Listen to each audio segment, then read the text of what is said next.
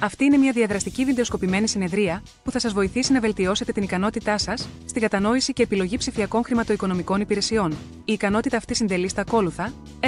Κατανόηση των διαφόρων τύπων ψηφιακών χρηματοοικονομικών προϊόντων, όπως η ηλεκτρονική τραπεζική, online banking, οι πληρωμές μέσω κινητού τηλεφώνου, τα ψηφιακά πορτοφόλια και οι λύσεις FinTech, καθώς και των πλεονεκτημάτων, των κινδύνων και του κόστους τους.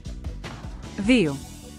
Κριτική αξιολόγηση και επιλογή των κατάλληλων ψηφιακών χρηματοοικονομικών υπηρεσιών με βάση τις ατομικές ανάγκες, τα ζητήματα ασφάλειας και την προσβασιμότητα. 3. Επιλογή των καταλληλότερων ψηφιακών οικονομικών εργαλείων και υπηρεσιών για τη διαχείριση των προσωπικών οικονομικών. 4. Εντοπισμός προσβάσιμων και οικονομικά προσιτών ψηφιακών χρηματοοικονομικών υπηρεσιών που ανταποκρίνονται στις κοινωνικο-οικονομικές σας συνθήκες. 5. Κατανόηση του τρόπου που οι ψηφιακές υπηρεσίες μπορούν να βελτιώσουν τη χρηματοοικονομική σας ένταξη. Ας ξεκινήσουμε αυτό το βίντεο εξηγώντας τι είναι οι ψηφιακές χρηματοοικονομικές υπηρεσίες και για ποιο λόγο χρησιμοποιούνται. Βήμα 1. Κατανόηση των διαφόρων τύπων διαθέσιμων ψηφιακών χρηματοοικονομικών υπηρεσιών. Οι ψηφιακές χρηματοοικονομικές υπηρεσίες είναι εργαλεία που σας βοηθούν να διαχειρίζεστε, να μετακινείτε και να αποταμιεύετε χρήματα χρησιμοποιώντας το τηλέφωνο, τον υπολογιστή ή άλλες συσκευές. Η κατανόηση των διαφορετικών διαθέσιμων τύπων σας βοηθάει να επιλέξετε τα εργαλεία που λειτουργούν καλύτερα για τη ζωή σας και τους στόχους σας. Η τραπεζική μέσω κινητού σας επιτρέπει να ελέγχετε το υπόλοιπό σας, να στέλνετε χρήματα και να πληρώνετε λογαριασμούς χωρίς να πηγαίνετε στην τράπεζα. Πολλές τράπεζες διαθέτουν εφαρμογές για κινητά που είναι εύκολες στη χρήση, ακόμη και για αρχάριους. Αυτές οι εφαρμογές διαθέτουν συχνά οδηγούς βοήθειας και λειτουργίες υποστήριξης, αλλά ορισμένες τράπεζες ενδέχεται να χρεώνουν μικρές χρεώσεις και πρέπει να προστατεύετε το τηλέφωνό σας για να αποφύγετε απάτες ή κακή χρήση. Τα ψηφιακά πορτοφόλια, όπως το Apple Pay ή το Google Pay, είναι εφαρμογές που αποθηκεύουν τα χρήματά σας και σας επιτρέπουν να πληρώνετε για πράγματα σε καταστήματα ή στο διαδίκτυο.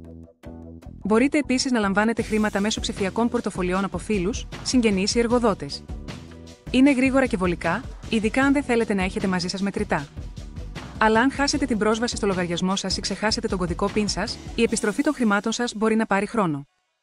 Ορισμένα πορτοφόλια ενδέχεται να χρεώνουν τέλη όταν μεταφέρετε χρήματα στον τραπεζικό σας λογαριασμό ή όταν κάνετε ανάληψη μετρητών. Τα συστήματα διαδικτυακών πληρωμών, όπως το PayPal και το Klarna, σας βοηθούν να στέλνετε και να λαμβάνετε χρήματα γρήγορα μέσω του διαδικτύου. Αυτά τα εργαλεία είναι χρήσιμα για την πληρωμή λογαριασμών, για αγορές μέσω διαδικτύου ή για την αποστολή χρημάτων σε αγαπημένα πρόσωπα. Επιπλέον, τα περισσότερα από αυτά διατίθενται δωρεάν. Ωστόσο, θα πρέπει πάντα να ελέγχετε ότι χρησιμοποιείτε έναν ασφαλή, επίσημο ιστότοπο για να αποφύγετε τις απάτες. Γνωρίζοντας τι κάνει κάθε εργαλείο, μπορείτε να αποφασίσετε ποια από αυτά είναι ασφαλή, χρήσιμα και κατάλληλα για εσάς. Βήμα 2. Κριτική αξιολόγηση και επιλογή των κατάλληλων ψηφιακών χρηματοοικονομικών υπηρεσιών με βάση τις ανάγκες σας. Υπάρχουν πολλές διαθέσιμες ψηφιακές χρηματοοικονομικές υπηρεσίες, αλλά δεν είναι όλες κατάλληλες για όλους. Ξεκινήστε σκεπτόμενοι τι χρειάζεστε. Θέλετε να αποταμιεύσετε χρήματα, να πληρώσετε λογαριασμούς, να λάβετε πληρωμές ή να πάρετε ένα μικρό δάνειο? Ο στόχος σας θα σας βοηθήσει να αποφασίσετε ποιο είδος εφαρμογής ή υπηρεσίας είναι πιο χρήσιμο για εσάς. Για παράδειγμα, μία εφαρμογή αποταμίευσης βοηθάει στη δημιουργία κεφαλαίων, ενώ ένα ψηφιακό πορτοφόλι κάνει τις πληρωμές ταχύτερες. Ελέγξτε αν η υπηρεσία είναι εύχρηστη και διαθέσιμη για τη συσκευή σας.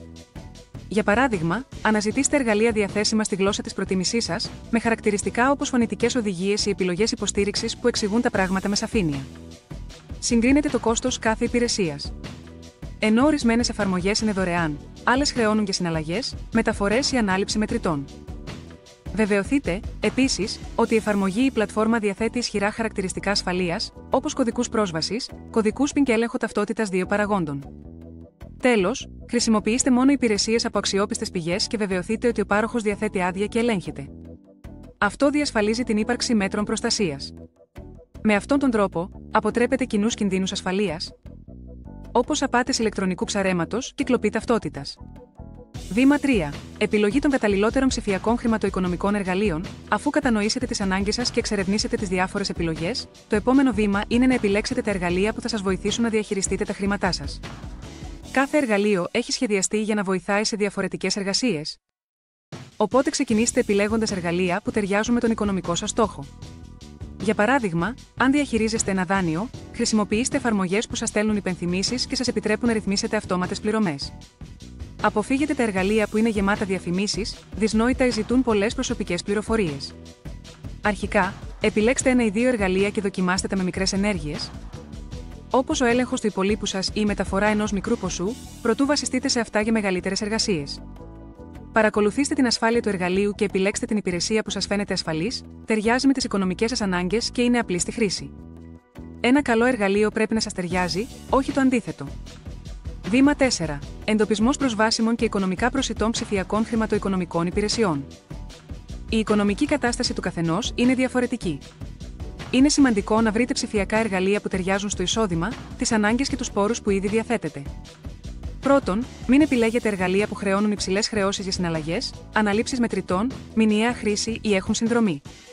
Αναζητήστε υπηρεσίες και εργαλεία που λειτουργούν στο smartphone σας και έχουν σχεδιαστεί για να χρησιμοποιούν ελάχιστα δεδομένα. Στη συνέχεια, ελέγξτε αν η υπηρεσία είναι διαθέσιμη στη γλώσσα σας και αν είναι εύκολα κατανοητή. Εάν χρησιμοποιείτε εργαλεία για την πλοήγησή σας στον ιστό, όπως ένα πρόγραμμα ανάγνωσης οθόνης, ελέγξτε εάν το εργαλείο είναι σχεδιασμένο με τρόπο προσβάσιμο. Και να θυμάστε, αν σας φαίνεται περίπλοκο ή ακριβό, μπορεί να μην είναι κατάλληλο για εσάς. Αξίζετε υπηρεσίες που υποστηρίζουν τους στόχους σας και όχι υπηρεσίες που δυσκολεύουν τα πράγματα. Βήμα 5. Κατανόηση του τρόπου πως οι ψηφιακές υπηρεσίες μπορούν να βελτιώσουν τη χρηματοοικονομική σας ένταξη. Οι ψηφιακές χρηματοοικονομικές υπηρεσίες μπορούν να ανοίξουν πόρτες για άτομα που έχουν μείνει εκτός των παραδοσιακών τραπεζικών υπηρεσιών. Με ένα κινητό τηλέφωνο, μπορείτε να αποταμιεύετε χρήματα, να πληρώνετε λογαριασμούς ή να λαμβάνετε πληρωμές, ακόμη και αν ζείτε μακριά από κάποια τράπεζα. Οι ψηφιακές υπηρεσίες μπορούν να σας βοηθήσουν να δημιουργήσετε καλές οικονομικές συνήθειες και να εργαστείτε βήμα-βήμα για την επίτευξη των στόχων σας. Διευκολύνουν, επίσης, την πρόσβαση σε κρατική βοήθεια, την αποστολή χρημάτων στην οικογένεια ή την ανάπτυξη μιας μικρής επιχείρησης. Εν ολίγης, τα ψηφιακά εργαλεία δίνουν σε περισσότερους ανθρώπους την ευκαιρία να αναλάβουν τον έλεγχο των οικονομικών τους και να αισθανθούν ότι συμμετέχουν στην οικονομία. Κατανοώντας τα ψηφιακά εργαλεία, επιλέγοντας αυτό που ταιριάζει στη ζωή σας και μαθαίνοντας βήμα-βήμα, μπορείτε να αποκτήσετε αυτοπεποίθηση, να πάρετε έξυπνες αποφάσεις και να κινηθείτε προς ένα ασφαλές μέλλον. Ασφαλείς και έξυπνες τραπεζικές συναλλαγές.